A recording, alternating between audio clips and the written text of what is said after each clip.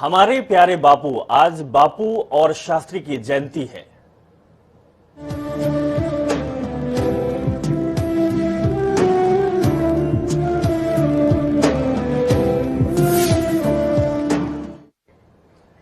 नमस्कार, आप देख रहे हैं जनता टीवी और मैं हूं आपके साथ अभिषेक। आप सब दर्शकों को बहुत बहुत शुभकामनाएं गांधी जयंती और लाल बहादुर शास्त्री जयंती की। खबरों का रुख करते हैं। राष्ट्रपिता महात्मा गांधी की आज जयंती है। भारतीय स्वतंत्रता आंदोलन में उनके संघर्षों को कभी नहीं भुलाया जा सकता। उनके अतुलनीय योगदान के कारण ही उन्हें भारत राष्ट्र का राष्ट्रपिता कहा जाता है। आज पूरी दुनिया में लोग महात्मा गांधी की जयंती पर बापू को याद कर रहे हैं। महात्मा गांधी की जयंती पर देश के बड़े बड़े नेता उन्हें श्रद्धांजलि देते हुए याद कर रहे हैं। प्रधानमंत्री मोदी ने राष्ट्रपिता महात्मा गांधी को श्रद्धांजलि दी है।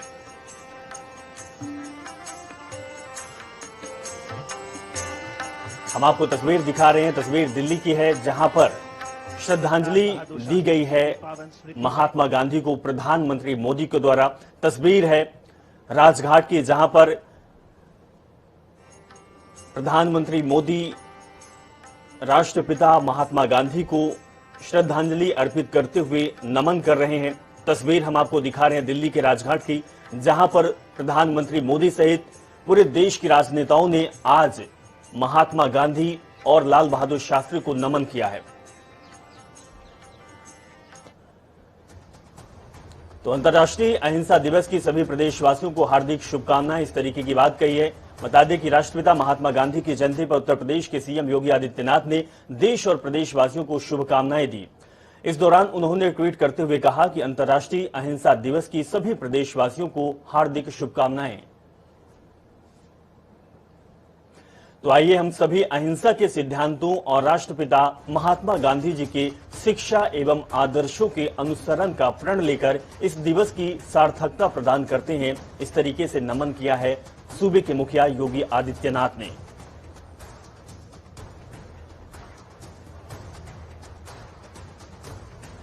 अनूप कुमार सिंह हमारे संवाददाता लखनऊ से जुड़े हुए हैं, उनके पास चलते हैं।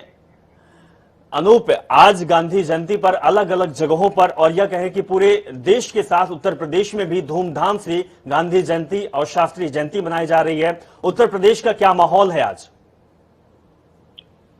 देखिए अभिषेक, उत्तर प्रदेश में कई कार्यक्रम रखे गए हैं। खासकर वो लखनऊ की बात करें तो अभी थोड़ी देर में मुख्यमंत्री योगी आदित्यनाथ हाँ गांधी पर पहुंचने वाले हैं, माल्यार्पण करेंगे। उसके बाद फिर जाएंगे वहाँ वो चरखा रखा हुआ है, ऐतिहासिक चरखा, वो चलाएंगे और साथ में आनंदी में जी। तो एक कई कार्यक्रम रखे गए। भाजपा स्वच्छता अभियान चला रही है। के बाद फिर आज जो चूंकि बच्चों से ज्यादा प्रेरित महात्मा गांधी थे, इस वजह से बच्चों को लेकर छात्रवृत्ति का भी आज कार्यक्रम रखा गया है। अब इस वक्त को मैं बता दूं अभिषेक, मुख्यमंत्री योगी आदित्यनाथ हजरतगंज गांधी प्रतिमा पर पहुंच चुके हैं। अभी साथ में आनंदीबेन पटेल उत्तर प्रदेश की राज्यपाल हैं, वो पहुंची हुई हैं और देव सिंह बीजेपी के प्रदेश अध्यक्ष हैं, मुख्य सचिव आर.के. तिवारी साथ में है, तमाम अफसर साथ में है और जो महात्मा गांधी के प्रतिमा पर माल्यार्पण करेंगे मुख्यमंत्री योगी आदित्यनाथ, तमाम मंत्री उनके साथ में हैं और बच्चे यहाँ पर जो उनके गांधी जी के जो गीत थे वो यहाँ पर गा रहे हैं। कुछ एनसीसी के बच्चे हैं, वो मिशन शक्ति को लेकर एक उत्साहवर्धक हैं, वो एक मैसेज दे रहे हैं मिशन शक्ति को लेकर के। आप सुन पा रहे होंगे किस तरीके से बच्चे जिस तरीके से जो गांधी जी के प्रिय जो गीत थे उनको गा रहे हैं और मुख्यमंत्री योगी आदित्यनाथ और आनंदीबेन पटेल उनके माल्यार्पण कर रही है महात्मा गांधी पर। बिल्कुल अनूप, तो कहीं ना कहीं आज सारे नेता और सब लोग धूमधाम से गांधी जयंती मना रहे हैं। हमारे साथ आप बने रहिए अनूप, वापस आपके पास लौटते हैं। उत्तर प्रदेश की महामहिम राज्यपाल आनंदीबेन पटेल और मुख्यमंत्री योगी आदित्यनाथ आज गांधी जयंती के अवसर पर 1,51,215 मेधावी छात्रों को 177 करोड़ 35 लाख रुपए की छात्रवृत्ति का ऑनलाइन हस्तांतरण करेंगे। इस कार्यक्रम का आयोजन लखनऊ के ऑडिटोरियम लोक भवन में 11 बजे आयोजित किया जाएगा। तो अनूप कुमार सिंह हमारे संवाददाता जुड़े हुए हैं, उनके पास चलते हैं, जानकारी लेते हैं। अनूप कुमार सिंह, आज गांधी जयंती पर 1,51,000 बच्चों को कहीं न कहीं योगी आदित्यनाथ बहुत बड़ा तोहफा देने वाले हैं। जी अनूप जी की आवाज आप तक पहुंच पा रही है? बिल्कुल अभिषेक, जी पहुंच पा बताइए। रही है। आज जिस तरीके से गांधी प्रतिमा की याद जयंती है, उस पर बच्चों को लेकर गांधी के प्रिय थे, तो इसी वजह से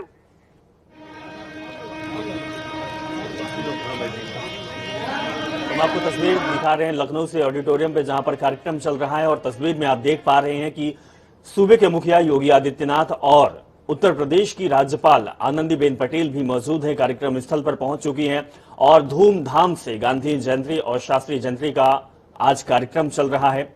सीएम आज छात्रवृत्ति का ऑनलाइन हस्तांतरण करेंगे और 1,51,215 मेधावी छात्रों को तोहफा देंगे। तो ये बड़ी सौगात होगी सीएम योगी आदित्यनाथ की तरफ से उन छात्रों के लिए जो कि पढ़ाई के लिए आगे करते हैं, आगे बढ़ते हैं और कहीं न कहीं अपने माँ बाप और सूबे का नाम रोशन करते हैं। तो तस्वीर हम दिखा रहे हैं जहां पर एक कार्यक्रम है, कार्यक्रम स्थल की तस्वीर आपकी टीवी स्क्रीन पर। सूबे के मुखिया योगी आदित्यनाथ और राज्यपाल आनंदीबेन पटेल कार्यक्रम स्थल पर पहुंच चुकी हैं। अब कुछ ही समय बाद योगी आदित्यनाथ मेधावी छात्रों को सम्मानित करेंगे। तो ये बहुत बड़ी बात है पूरे उत्तर प्रदेश के लिए कि गांधी जयंती पर 1,51,000 से ज्यादा मेधावी छात्रों को सीएम आज तोहफा देने वाले हैं। और आपको यह भी बता दें कि सीएम 177 करोड़ 35 लाख रुपए की छात्रवृत्ति भी ऑनलाइन इन बच्चों को देंगे। तो ये कार्यक्रम में राज्यपाल आनंदीबेन पटेल मौजूद है। कार्यक्रम की तस्वीर हम आपको दिखा रहे हैं। सबसे पहले सूबे के मुखिया और राज्यपाल गांधी प्रतिमा पर फूल अर्पण की, उसके बाद नमन किया, श्रद्धांजलि दी। इसके बाद लगातार नेताओं का सिलसिला भी चलता रहा। तस्वीर आपकी टीवी स्क्रीन पर है। जो भी कार्यक्रम स्थल पर आए थे, बड़े नेता की बात की जाए, अधिकारियों की बात की जाए, जो अभिभावक इन छात्रों से जुड़े हुए हैं, वो भी कार्यक्रम स्थल पर पहुंचे और गांधी प्रतिमा को नमन किया, श्रद्धांजलि दी।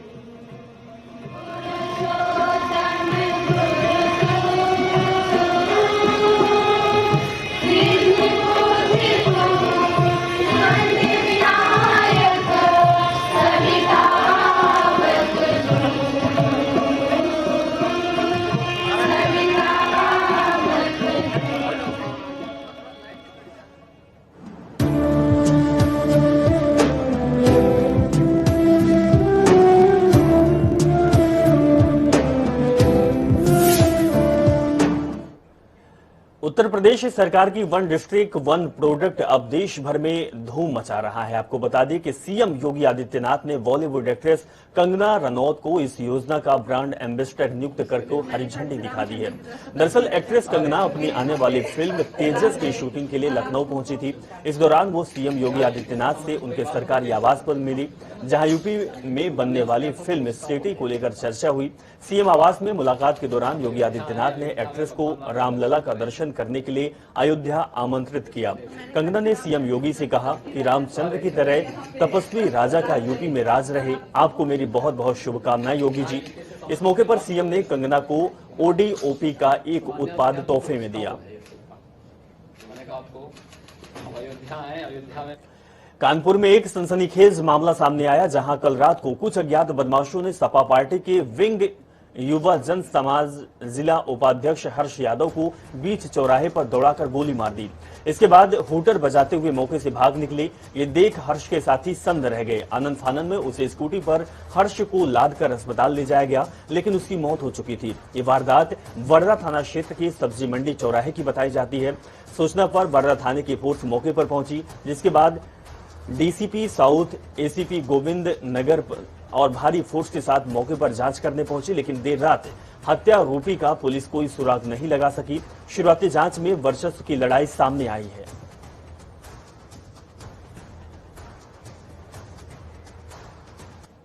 हर्ष यादव के नाम से हुई है। ये इनके जो हाल पता है इनका, वो बर्रा थाना क्षेत्र में ही है। जो इनके नाना जी हैं उनके पास इनका रहना बताया जा रहा है।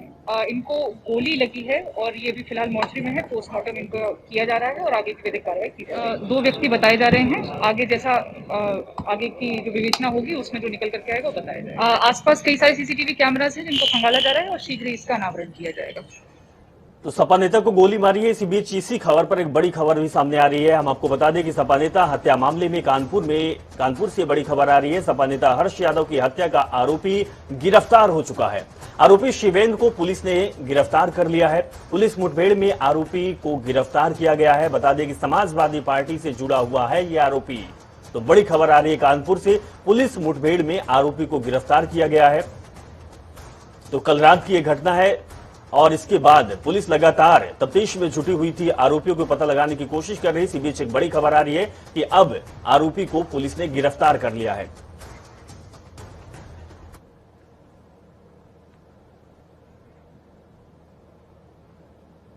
नाम का एक इसी का साथी है जिसके साथ नशेबाजी को लेकर के कहासुनी हुई, झगड़ा हुआ और इसने हत्या की। अभी जल्दी सुबह इसको दबिश देकर के पकड़ा गया है एक साथ एक मुठभेड़ में और शिवेंद्र को बर्रा थाने पे लाया गया है। इससे पूछताछ चल रही है। अभी तक की प्राप्त जानकारी के अनुसार दोनों मृतक भी और मारने वाला भी समाजवादी पार्टी से संबंधित है। अभिनव हमारे संवाददाता जुड़े हुए हैं कानपुर से, उनके पास चलते हैं। अभिनव, जो गोली मारने वाला आरोपी है वो गिरफ्तार हो चुका है, लेकिन आप हमारे दर्शकों को जानकारी साझा करिए कि आखिर पूरा मामला क्या है। जो वर्चस्व की लड़ाई की बात आती है ये क्या है? ये मामला जो एंगल पकड़ रहा है इसको हम क्या कह सकते हैं और क्या जानकारी आपके पास है? जी बिल्कुल, आपको बता दूं कि जिसकी मौत हुई है और जो आरोपी है ये दोनों ही समाजवादी पार्टी कानपुर देहात में पदाधिकारी हैं युव जनसभा में। और वर्चस्व की लड़ाई या सियासी वर्चस्व को लेकर बात सामने आ रही है कि हर्ष यादव जो था वो छोटी सी उम्र में ही उसने जिला युव जनसभा में जिला उपाध्यक्ष हो गया था और कहीं ना कहीं शिवेंद्र के मन में ये बात खटक रही थी। फिलहाल पुलिस दो एंगल पे जांच कर रही है। प्रेम प्रसंग का भी मामला देखा जा रहा है और सियासी वर्चस्व भी देखा जा रहा है, लेकिन पुलिस मुठभेड़ में शिवेंद्र को गिरफ्तार कर लिया गया है। वहीं पुलिस ने जानकारी देते हुए यह भी बताया है कि पहले शिवेंद्र ने ललकारा था उसको और जब हर्ष यादव अपने मित्रों के साथ वहां पहुंचा तो उसको गोली मारकर उसकी हत्या कर दी गई। लेकिन आप इसी से अंदाजा लगा सकते हैं कि शिवेंद्र ने गोली मारने के बाद 10 मिनट वहीं खड़ा रहा और जब पब्लिक ने उसको पकड़ने की कोशिश की तो ताबड़तोड़ हवाई फायरिंग करते हुए फरार हो गया था। जो कहीं ना कहीं कानपुर पुलिस कमिश्नरेट की जो कार्यशैली है, जो उनका अपराधियों पर लगाम लगाना चाहिए, क्योंकि कानपुर पुलिस कमिश्नरेट हो चुका है, यहाँ 11 आईपीएस तैनात है, लेकिन पिछले 50 घंटे के अंदर कानपुर नगर में 6 हत्याएं हो चुकी हैं, जो कहीं ना कहीं पुलिस की कार्यशैली पर भी सवालिया निशान खड़ा रहा है। बिल्कुल अभिनव, बहुत बहुत शुक्रिया तमाम जानकारी साझा करने के लिए। तो आपको बता दें कि कानपुर में ये बड़ी खबर है और सबसे बड़ी बात है कि वर्चस्व की लड़ाई सामने आई है। समाजवादी पार्टी के दोनों नेता हैं, एक नेता दूसरे को गोली मार दी है, लेकिन आरोपी अब पुलिस की गिरफ्त में आ चुका है। यूपी में शामली के कैराना में मायापुर कैंडला मार्ग खेतों में चल रही पटाखा फैक्ट्री में हुए भीषण विस्फोट से 4 लोगों की मौत हो गई। कई लोग अभी भी घायल हैं। मरने वालों में फैक्ट्री संचालक का भाई भी बताया जा रहा। विस्फोट इतना भीषण था कि आसपास के ग्रामीण क्षेत्रों सहित कैराना कस्बा भी दहल गया। बताया जा रहा कि फैक्ट्री में 20 से 25 लोग काम करते थे, जिनमें शुक्रवार को छुट्टी पर होने के चलते आधे ही मजदूर घटना के वक्त फैक्ट्री में मौजूद थे। फैक्ट्री का मलबा दूर खेतों में फैल गया। स्थानीय लोगों के साथ पुलिस फोर्स और फायर ब्रिगेड की टीम रेस्क्यू ऑपरेशन शुरू कर दिया है।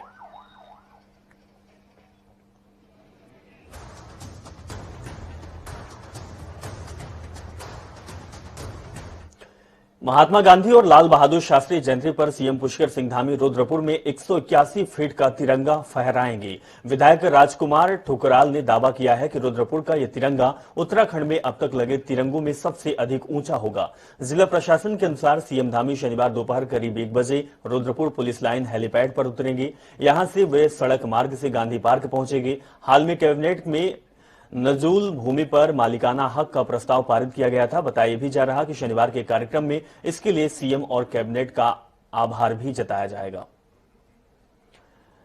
तो आज उत्तराखंड में तिरंगे में सबसे बड़ा तिरंगा 181 फीट का तिरंगा मुख्यमंत्री पुष्कर सिंह धामी फहराएंगे और जानकारी ये भी सामने आ रही है कि जो कार्यक्रम है इस कार्यक्रम में भी सीएम भाग लेंगे, हिस्सा लेंगे और कैबिनेट का आभार व्यक्त करेंगे।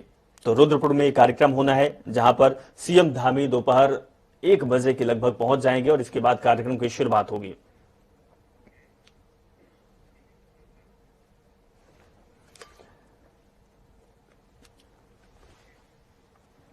तो आपको बता दें कि सीएम दोपहर रुद्रपुर पुलिस लाइन हेलीपैड पहुंचेंगे। इसके बाद कार्यक्रम होगा। कार्यक्रम की शुरुआत तिरंगा से होगा। तिरंगा फहराया जाएगा और सबसे बड़ी जानकारी जो सामने आ रही है कि 181 फीट का तिरंगा है, जो उत्तराखंड का सबसे ऊंचा तिरंगा होगा। कंचन वर्मा हमारे संवाददाता जुड़े हुए हैं। कंचन, आज सीएम धामी का रुद्रपुर में कार्यक्रम है। कार्यक्रम की रूपरेखा क्या रहेगी? जी देखिए, 12:30 बजे जो है मुख्यमंत्री यहाँ पहुंचेंगे और 12:30 बजे मुख्यमंत्री पहुंचने के बाद यहाँ पे सीधे जो है गांधी पार्क आएंगे और गांधी पार्क में जो है 191 फीट लंबे जो है राष्ट्रीय ध्वज का यहाँ पर उद्घाटन करेंगे। मैं आपको बता दूं, ये शहर के बीचों बीच गांधी पार्क है और ये जो झंडा स्थापित किया गया है ये विधायक निधि से स्थापित किया गया है। यहाँ के विधायक राजकुमार ठुकराल हैं और ये माना जा रहा है, क्योंकि चुनाव से निकट ये कार्यक्रम है, ऐसे में ये माना जा रहा है कि कहीं ना कहीं राजकुमार ठुकराल की राजनीतिक दशा और दिशा भी जो है ये जो है कार्यक्रम तय करेगा। चलिए कंचन, बहुत बहुत शुक्रिया जानकारी साझा करने के लिए। वहीं उत्तराखंड कांग्रेस इस बार गांधी जन्म दिवस से 3 दिवसीय व्यापक जनसंपर्क अभियान शुरू करेगी। इस अभियान के तहत कांग्रेस कार्यकर्ता राज्य की सभी न्याय पंचायतों में युवा चौपाल, महिला चौपाल, किसान चौपाल लगाएगी। चौपाल में गांधी के विचारों, किसान विरोधी कानूनों, महंगाई, सार्वजनिक उपक्रमों की नीलामी आदि विषयों पर चर्चा करेंगी। इस कार्यक्रम में प्रदेश प्रभारी देवेंद्र यादव, प्रदेश अध्यक्ष गणेश गोदियाल, नेता प्रतिपक्ष प्रीतम सिंह, पूर्व मुख्यमंत्री हरीश रावत और सभी वरिष्ठ कांग्रेस नेता भागीदारी निभाएंगे। आज प्रभात फेरी, गोष्ठी, ध्वजारोहण के साथ कार्यकर्ताओं और ग्रामीणों के साथ सामूहिक भोज का कार्यक्रम भी रखा गया है। अजीत कांबोज हमारे संवाददाता जुड़े हुए हैं। अजीत, कांग्रेस लगातार इस तरीके का कार्यक्रम कर रही है। ये जो व्यापक कार्यक्रम है ये आज से शुरू होगा। क्या रहेगी कार्यक्रम की रूपरेखा? बिल्कुल अभिषेक, अगर उत्तराखंड कांग्रेस की बात की जाए तो आज यानी 2 अक्टूबर से कांग्रेस ने अपने चुनावी अभियान की एक तरह से शुरुआत कर दी है और 2 अक्टूबर गांधी जयंती के दिन को इसके लिए चुना गया है। और देर शाम को कांग्रेस के तमाम जो बड़े और कनिष्ठ नेता है वो तमाम इलाकों में पहुंचे। उत्तराखंड प्रदेश की जो 670 से ज्यादा न्याय पंचायतें हैं, सभी न्याय पंचायतों पर कांग्रेसी नेताओं का डेरा जमा हुआ है। प्रदेश प्रभारी देवेंद्र यादव की अगर बात की जाए तो वो इस वक्त रानीखेत में मौजूद है। पूर्व मुख्यमंत्री हरीश रावत की बात की जाए तो वो कोटद्वार में मौजूद है। नेता प्रतिपक्ष प्रीतम सिंह की बात की जाए तो राजधानी देहरादून के थानो क्षेत्र में मौजूद है और खुद प्रदेश अध्यक्ष गणेश गोदियाल की अगर बात की जाए तो वो पौड़ी जनपद के एक ग्रामीण क्षेत्र में मौजूद हैं। तो तमाम इसी तरह के बड़े और वरिष्ठ नेता सभा तमाम तरह के कार्यक्रमों में वो शामिल हो रहे हैं, तमाम लोगों से मिल रहे हैं। और देर शाम को जो रात्रि प्रवास था वो पिछड़े वर्ग या सीधे तौर पर ग्रामीण इलाके में उनकी तरफ से किया गया है। वहीं ग्रामीण परिवारों के साथ बैठकर खाना खाया गया, तमाम उनके दुख सुख के भागीदार वो बने हैं। और एक जो मन की बात सुनने की एक बात की गई है कांग्रेस की तरफ से, वो इस वक्त करने का काम किया जा रहा है। साथ ही अगर सुबह की बात की जाए तो प्रभात फेरी, ध्वजारोहण, गांधी जयंती के मौके पर गांधी जी को नमन करने के साथ ही स्वच्छता अभियान की यहाँ पर शुरुआत की गई है और ये कार्यक्रम काफी देर तक चलेगा। और 2 दिन का प्रवास रखा गया है, रात्रि प्रवास है, जो यानी कल देर रात को हुआ है और आज रात को भी ये रात्रि प्रवास होगा। और कल जब ये सभी लोग जब इकट्ठा होंगे, देहरादून पहुंचेंगे, तो यहाँ पर क्या तरह की समस्या रही या किस तरह की बातें उनको सुनने को मिली है, वो तमाम चीजों का एक समावेश करेंगे और इस तरह से भी चुनावी भागीदारी सुनिश्चित करने का काम कर रहे हैं। बिल्कुल अजीत, चलिए बहुत बहुत शुक्रिया तमाम जानकारी साझा करने के लिए। हाईकोर्ट ने 4 धाम यात्रा के लिए रोजाना यात्रियों की संख्या तय की है, जिसमें बद्रीनाथ धाम में 1000, केदारनाथ धाम में 800, गंगोत्री में 600 और यमुनोत्री में 400 की संख्या दर्शन के लिए रोजाना तय है। देवस्थानम बोर्ड की ओर से तय संख्या के आधार पर पंजीकरण करने वाले यात्रियों को ई पास जारी किए जा रहे हैं। 15 अक्टूबर तक 69,619 ई पास जारी किए जा चुके। 4 धाम यात्रा के लिए जिलाधिकारी अपने स्तर पर ऑफलाइन पास जारी नहीं करेंगे। इसके साथ ही देवस्थानम प्रबंधन बोर्ड की ओर से जिलाधिकारियों को यूजर आईडी दी जाएगी। इसके अलावा 15 अक्टूबर के बाद आगे की यात्रा के लिए 5 अक्टूबर से ई पास पंजीकरण की प्रक्रिया शुरू की जाएगी। पंजीकरण प्रक्रिया का सरलीकरण के लिए राष्ट्रीय सूचना केंद्र NIC के माध्यम से वेबसाइट पर मोबाइल और आधार कार्ड की व्यवस्था पर काम चल रहा है। प्रभु केदारनाथ जी के दर्शन।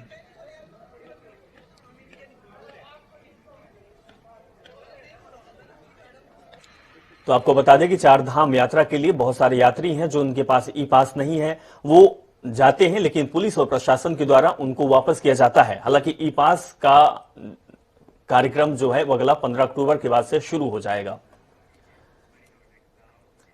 इस बीच एक बड़ी खबर आ रही है ताजनगरी आगरा से। आगरा में मसाज पार्लर बना देह व्यापार का केंद्र। जी हां, इस बार संचालक का वीडियो हुआ वायरल। फतेहाबाद रोड के पास ये जिस्म फरोशी का धंधा फल फूल रहा था।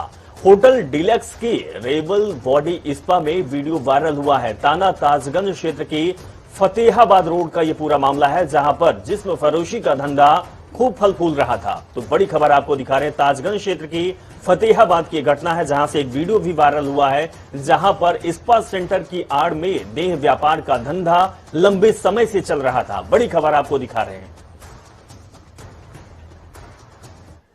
उत्तराखंड सरकार जल्द नई खनन नीति लाने जा रही है। पहली बार नीति बनाने के लिए सरकार ने खनन कारोबार से जुड़े हितधारकों के सुझाव लिए। कुछ हितधारकों के सुझावों को नीति में शामिल भी किया गया। मुख्य सचिव डॉक्टर एस संधू के मुताबिक नीति के प्रस्ताव मंत्रिमंडल की बैठक में लाया जाएगा। उन्होंने कहा कि नीति यूजर फ्रेंडली होगी। सरकार का यह भी मानना है कि वर्तमान में उपखनिज नीति उतनी प्रभावी नहीं है। नीति के प्रावधानों को लेकर बहुत से मामले न्यायालय में विचाराधीन है। न्यायालय के स्तर में भी सरकार को कई बार दिशा निर्देश दिए गए। इन तमाम पहलुओं को ध्यान में रखकर सरकार ने नई नीति लाने की जरूरत महसूस की है। चलिए, इस खबर के साथ फिलहाल इस बुलेटिन में बस इतना ही। आप देखते रहें जनता टीवी। नमस्कार।